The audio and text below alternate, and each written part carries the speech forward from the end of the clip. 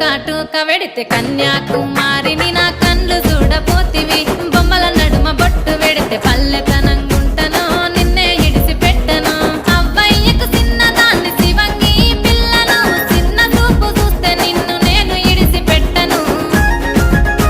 ఓ పిల్లగా అరరే ఓ పిల్లగా అమ్మో ఓ పిల్లగా వెంకటేశు చూడకపోతుంటవో కానకపోతుంటవో నా పిల్లగా వెంకటేశు చూడకపోతుంటవో కానకపోతుంటవో